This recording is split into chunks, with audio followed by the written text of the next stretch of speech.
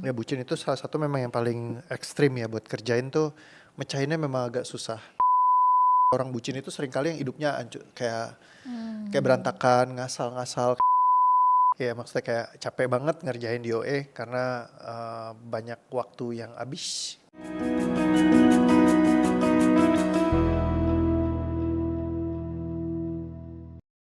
Tanya Reo, sekarang waktunya aku yang bertanya sama Coach Reo. Asik. Coach Reo, pertanyaan pertama. Ah, Coach, kira-kira pernah nggak handle case yang terberat selama dalam session ini? terberat banyak sih ya, tapi kalau buat aku terberat itu dulu ketika aku nggak bisa handle case-nya. Jadi dulu salah satunya ketika case bucin. Ya bucin itu salah satu memang yang paling ekstrim ya buat kerjain tuh mecahinnya memang agak susah. Jadi buat orang-orang tertentu dia udah strukturnya udah terlalu berantakan, kacau, terus itu jadi sesuatu yang aku pertanyakan terus di kepala aku. Gimana sih caranya nge-break bucin ini? Bucin itu baru mulai kepecah bener-bener yang kayak precise banget aku rasa di sekitar 2-3 bulan ke belakang lah. Jadi di OI kan selalu advancement terus berkembang terus. Kayak aku selalu cari kayak pattern-pattern yang mapping yang kayak nggak kelihatan. Jadi kalau orang banyak bilang di OI itu tentang teknik, cara lilis segala macam itu salah besar. Karena di OI itu it's not about teknik. Di OI itu adalah tentang logic. Jadi gimana cara mecahinnya? Kayak di mana yang harus kita pecahin dulu, structure mana yang harus kita bongkar dulu. Kayak tadi ketika ketemu case kayak Cici dulu mungkin aku akan kesusahan. Kayak tadi karena dia multi stacking. Tapi kalau tadi aku udah tahu apa yang harus aku lakukan semuanya karena mappingnya udah lengkap semua udah jelas. Jadi setiap langkahnya Cici itu semuanya udah aku tahu detailnya. Jadi kayak dari sini gue harus lari kemana, harus gue ngapain, gue harus bongkar apa dulu. Makanya kalau tadi aku banyak diskusi gitu, Cici bisa lihat ya, aku kan kasih tahu ini dari sini gue lagi pattern kesini, gue ngubah kesini gara-gara gini. Jadi semuanya by logic kerjanya. Nah, semua itu karena mapping yang jelas. Jadi dia it's not about teknik, tapi it's about logic. Jadi ketika logiknya clear, aku bisa pecahin. Nah, dulu untuk logiknya tentang pattern ini, aku belum punya clarity yang 100% clarity terkait dengan bucin. Jadi aku bucin itu masih agak gimana ya, dari 10 kasus mungkin 7 itu bisa on the spot permanen. Tapi 3 itu masih bisa kelolosan. Nah jadi yang bikin aku paling sedih adalah ketika orang bucin itu seringkali yang hidupnya kayak berantakan, ngasal-ngasal kayak gitu yang kayak susah banget buat mereka buat improve gitu. Dan bahkan banyak yang kecanduan yang sama orang yang hubungan terlarang tapi dia cinta banget. Sedangkan yang di sananya itu yang ngampasin mereka gitu. Aku banyak ketemu yang ya kebetulan klien-klienku banyak cewek-cewek korban laki-laki bangsat gitu ya, yang kayak buaya, bajigur, terus NPD keparat kayak gitu yang kayak bener-bener ngerusak banget struktur mentalnya mereka, tapi mereka juga satu sisi nggak bisa lepas. Nah itu yang paling kesian sih, kalau ngeliat mereka kayak sedih segala macem. Ya balik lagi savior syndrome, pengen nyelamatin tapi nggak bisa gitu. Jadi kayaknya affecting ke diriku sendiri gitu. Tapi sekarang karena udah ke coding semua, jadi udah nggak berat lagi. Karena udah tahu logiknya bisa mecahinnya kayak gitu. Dan dulu kalau sedih banget kalau misalnya setiap kali ngeliat yang kayak aku harus nutup session dengan keadaan klien belum kayak perfectly zero gitu ya, sampai benar-benar dia kayak bisa liberated kayak tadi Cici yang kayak udah nih udah enteng nih gitu kan kayak gitu. Kalau dulu success rate-nya tuh masih sangat kecil.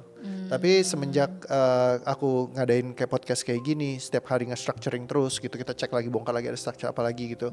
Kalau ngeliat podcast di awal sama podcast hari ini itu udah berbeda total juga gitu structure aku ngerjain case. Nah jadi DIY itu always developing. Jadi tadi yang case-nya sangat-sangat susah sekarang bisa jadi sangat-sangat gampang.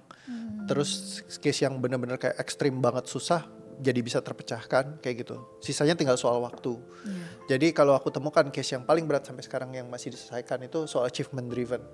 Itu kadang-kadang buat orang-orang tertentu terlalu locking sekali, jadi agak susah buat dipecahin karena berkaitan dengan value-value yang dianggap benar, kebaikan, kebenaran. Nah biasanya jadi kalau orang udah banyak ikut kayak ilmu psikologi, ilmu spiritual tertentu, jadi punya keyakinan lah kata garis besarnya. Jadi kayak garis bawah keyakinan sesuatu yang baik yang harus mereka pertahankan, yang jadi prinsip. Nah itu agak setengah mati ngerjainnya, lebih capek, lebih rumit karena harus ngejelasin mereka. Ngedukasi mereka itu nggak gampang, apalagi kalau misalkan punya keyakinan mati yang percaya buta. Nah itu juga satu kata kunci yang susah difasilitasin. Buat ngerepaskan hal yang sederhana misalnya kayak kemarin case-nya Cimoni Christian misalnya. Aku punya satu hal yang membahagiakan karena momen aku sama papaku itu adalah satu-satunya momen terindah. Oh iya, aku Dan itu ikutin. di podcast Aku ya. dengar. Ya, dia bilang momen terindah sama papaku itu adalah satu-satunya momen karena hidupku semuanya kebawa kesedihan, dia bilang.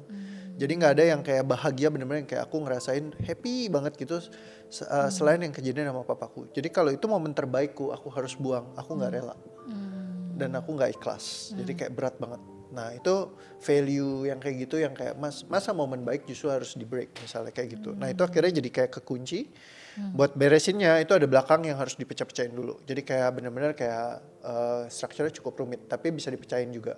Jadi akhirnya walaupun bisa dipecahkan tapi ada case-case tertentu buat orang-orang yang achievement driven itu yang agak lebih challenge gitu buat dipecahin. Jadi itu kalau bilang case yang sulit. Nah ketemu-ketemu yang kayak tadi yang memang aku bilang big five. Yang pertama itu grudge, dendam, kebencian yang sangat ekstrim kepada seseorang. Yang kedua itu adalah bucin, budak cinta, cinta banget sama orang lain. Anxiety, ya ketakutan akan kematian, cemas, GERD, asam lambung gara-gara psikosomatik. Terus yang keempat itu adalah terkait dengan achievement driven tadi, spiritual sama training junkie, orang yang banyak training, banyak ikut seminar, ya banyak belajar Itu semua dulu ilmu juga. tentang ya psikologi, apa segala macem. Ilmu pokoknya tentang gitu makin tahu makin berantakan makin susah diselesaikan kayak ya just hal yang simple buat orang lain buat mereka tuh sangat sulit. Yang terakhir adalah semua di luar dari kategori PTSD. Jadi all things disorder di luar post traumatic stress disorder. Karena PTSD itu satu kali session pasti selesai. Tapi kalau disorder lain kayak OCD, BPD, bipolar gitu ya. Itu kadang butuh proses buat dipecahin lebih dari satu pertemuan. Jadi itu 5 kategori case yang buat aku di DOA itu big five yang dia multi stacking core yang pecahinnya butuh kayak urutannya mesti tepat kayak gitu. Nah itu mungkin yang kalau dibilang susah ya case-case-nya kayak gitu. Wis, keren Coach. Jadi artinya kalau case yang big five pun bisa ya dengan DEO. DOA. Susah ya. Ya mesti diganti Coach Rewan. Iya.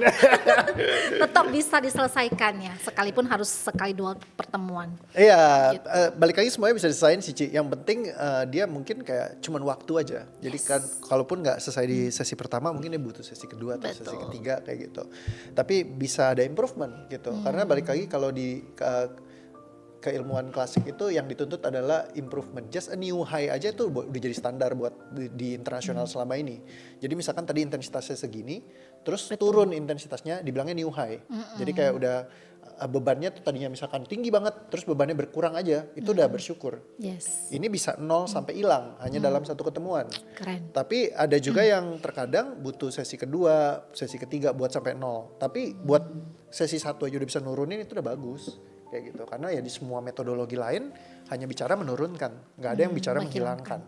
Iya. Aku belum pernah dengar sih yang menghilangkan secara struktural. Yang menghilangkan banyak ya, tapi biasanya baik keberuntungan.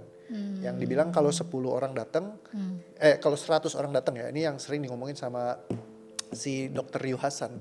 Dia bilang kalau 100 orang datang, 100 orang kamu cobain cara yang sama, bisa gak berhasil? Enggak, dia bilang, gak bakalan berhasil. Paling dari 100 berapa yang berhasil kayak gitu. Nah kalau ini tuh editor-editor sama videographer udah ngeliat setiap kali session, belum ada yang gak bisa rilis, bener gak? Ya kan, semua bisa rilis. Jadi gak ada yang gak bisa rilis gitu. Ya 100 orang ya 100-100nya bisa rilis. Kayak gitu. Ini belum nyampe episode 100 sih. Keren Baru banget. 50-an, tapi kalau yang klien-klienku sih udah ribuan. Yes, percayalah, Gus. Keren. Percaya. Karena aku Ya, ngikut Cici dari yang tahu awal. lah, iya, ngikut Karena dari aku awal ngikut ya. dari awal ya. Iya, iya, Keren. jadi tahu. Boleh Thank pertanyaan you. yang berikutnya? Silakan. Coach, jujur, pernah nggak lelah? Lelah ya banyak berkali-kali lelah. Terakhir juga kalau Cici ngikutin di September tahun 2022, 2023 ya? Aku lupa, kan aku pernah bilang aku 23. kayak pengen berhenti ya, 2023. Ya maksudnya kayak capek banget ngerjain DOE karena banyak waktu yang habis. Kayak terutama kalau buat aku value so much my relationship sama istri gitu. Karena hubungan aku kayak perjuangkan cukup lama buat sampai jadi, ibaratnya dari nikah 2017 sampai 2021, 2022 lah baru kayak hubungan tuh enak. Nah saat hubungan udah enak, tapi jadi harus ngerjain ini semua capek. terus juga harus invest banyak, ngabisin uang banyak, resources di dalam ibaratnya dari income aku yang dari bisnis semuanya aku tuangin ke sini kan. Kayak gitu. Orang biasa banyak yang menilai, oh coach jual harga mahal, pengennya duit doang gitu, cuman cari dunia. Bullshit, ya coba aja lu jadi kayak gue. Ya kan, invest segitu banyak, bayar ini bayar itu segala macam buat just pengen ini jadi sesuatu yang bisa dikiin secara baik di masa yang akan datang, dan aku tahu dan aku percaya banget ini bisa jadi sesuatu yang besar kayak gitu. Tapi ya di satu sisi kerjain itu semua juga capek gitu, nggak gampang, tapi untungnya ya banyak orang yang caring, banyak yang supporting, banyak yang kasih dukungan. Jadi ya mungkin itu yang bikin DOA sampai sekarang masih jalan. Semoga kedepannya tetap dipercaya juga sama lebih banyak orang lagi. Dan aku senang karena banyak yang makin hari makin banyak orang-orang yang tadinya mungkin ragu, tapi mereka sekarang jadi mau ngeliat gitu. Terus banyak sekali yang dulu kalau datang itu semua kalau ditanya sempat ragu gak? Iya. Banyak yang bilang ragu. Tapi kalau sekarang ketika ditanya kamu ragu gak pas lagi datang ke sini, mereka bilang enggak. Jadi makin banyak orang yang meyakini karena balik lagi berkat ya kayak Cici juga atau teman-teman yang lain yang kasih testimonials kayak gitu. Dan boleh bilang sampai saat ini aku belum pernah lihat ada satu metodologi manapun di atas muka bumi, please correct me if I'm wrong, yang begitu banyak kasih testimonial ya, dan itu pun masih ada ratusan lagi yang aku udah mereka udah bagikan tapi aku belum sempat editing. Karena editorku juga nggak sanggup gitu buat ngeditnya saking banyak banget ya, jadi kayak dia harus edit ini edit itu segala macam. Aku udah tambahin editor juga tapi masih belum kekejar. Jadi hopefully nanti suatu saat ya aku bisa keluarin lebih banyak lagi. Jadi basically ya banyak yang value sistem ini. Jadi aku makin ya perlu untuk bikin ini jadi lebih besar lah sebenarnya kayak gitu. Ya semoga aja nggak bengap di tengah jalan. Sampai dong coach, kita butuh sekarang banyak orang yang perlu healing. Ya masalahnya aku juga butuh healing nih. Gimana dong? Pertanyaan ini seru nih, pertanyaan berikutnya nih coach, boleh ya? Bagaimana coach itu healing diri lah gitu setelah lelah dari session-session setiap klien? Kalau dulu kan aku kayak nggak ada yang bantuin ya, karena aku ngerasa selalu kayak you guys are very lucky untuk bisa minimal kalau punya uang kalian bisa bayar. Karena aku punya uangnya juga aku nggak bisa bayar. Kalau dulu aku bilangnya gitu, karena aku nggak pernah nemuin si orang yang ngerjain sedetail aku. Please correct me if I'm wrong, tapi emang nggak pernah aku temukan. Jadi aku banyak pergi kemana-mana, termasuk facilitator yang bayarnya mahal sekali. Aku nggak pernah nemuin mereka yang bisa precise kayak aku kerjain pakai sistem DOA sebelumnya. Tapi sekarang ketika udah mulai di mapping, aku mulai duplicate, bro Andrew udah belajar banyak gitu ya, dan sekarang ya dia udah bisa bantu ya, walaupun masih kayak aku banyak kayak diskusi bareng, tapi dia udah cukup ngimbangin banyak hal kayak gitu. Hopefully dia nggak buka metodologi lain pakai nama yang ini gue lemparin mikrofon ya kan. Pokoknya ingat ya kalau ada yang niru-niru namanya Andrew itu kemarin anjir. Kemarin ada nama Andrew, aku makan nanya. Ini bukan. Ada loh. Ada kan yang pernah aku kirim ke grup. Aku tanya ini bukan. Rupanya bukan. Ya, tapi aku tahulah dia orang baik lah. Kalau enggak pasti dia masuk neraka jahanam nanti. Kalau aku sih pasti lebih percaya yang penciptanya ya daripada ngikut gitu. Aku yang pasti aja gitu.